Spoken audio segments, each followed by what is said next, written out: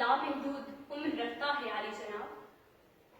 یہ اپنی پرورش کرنے والوں کو صدیوں تک زندہ رکھتا ہے. اور جب یہ قلم ایک قلمکار کے ہاتھ میں اترتا ہے تو تخلیقی دنیا کی کوکھ سے اقبال ثانی جیسے لوگ جنم لیتے ہیں. یہ ماحول کے وہ حساس نوحہ گر ہوتے ہیں جنہیں حق لکھنے کا کام سونپا جاتا ہے. پھر خواہ حق گوئی کی سزا میں انہیں 11 برس قید میں رکھا جائے پر یہ مٹگوری جیل سے زندان نامہ لے کر نکلتے ہیں.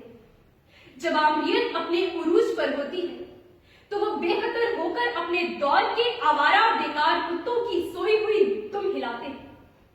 وہ لوگ اپنی آخری سانس تک دانش و فن کی خانقاہوں کو آباد کرتے ہیں کیونکہ انہوں نے اپنے وطن کی مٹی کے ہر ایک ذرے سے یہ عہد کیا ہے کہ ہم پرورش لوح و قلم کرتے رہیں گے.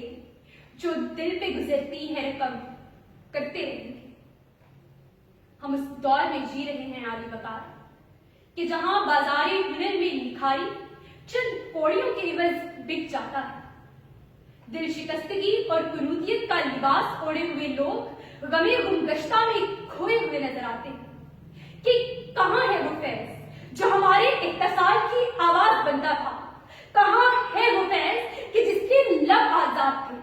کہاں ہے وہ فیض جو بے کل پھولوں کی امید ہوا کرتا تھا. ارے ہم تو وہ لوگ ہیں جو ایک عظیم شاعر کی میراث کو کتابوں میں دفن کر آئے ہیں. وہ شاعر کہ جس نے یہ کہا تھا کہ تیرے ہونٹوں کے پھولوں کی چاہت میں ہم دار کی خشک ٹہنی پہ وارے گئے. تیرے ہاتھوں کی شموں کی حسرت میں ہم نیم تاریک راہوں میں مارے گئے. سولیوں پر ہمارے لبوں سے پرے تیرے ہونٹوں کی لالی لپکتی رہی. تیری زلفوں کی مستی برستی رہی. تیرے ہاتھوں کی چاندی تمکتی رہی. جب کھلی تیری راہوں میں شام ستم ہم چلے آئے لائے جہاں تک قدم. لب پہ حرف غزل دل میں کندی لے غم. اپنا غم تھا گواہی تیرے حسن کی. دیکھ قائم رہے اس گواہی پہ ہم جو تاریک راہوں میں مارے گئے.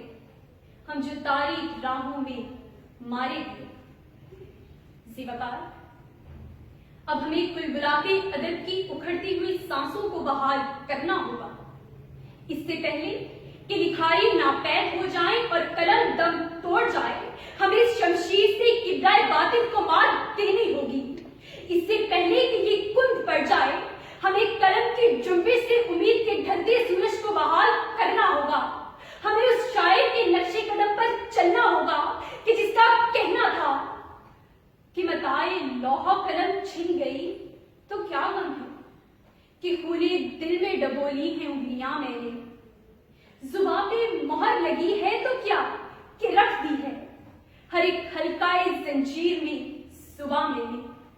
ہر ایک حلقۂ زنجیر میں صبح میں.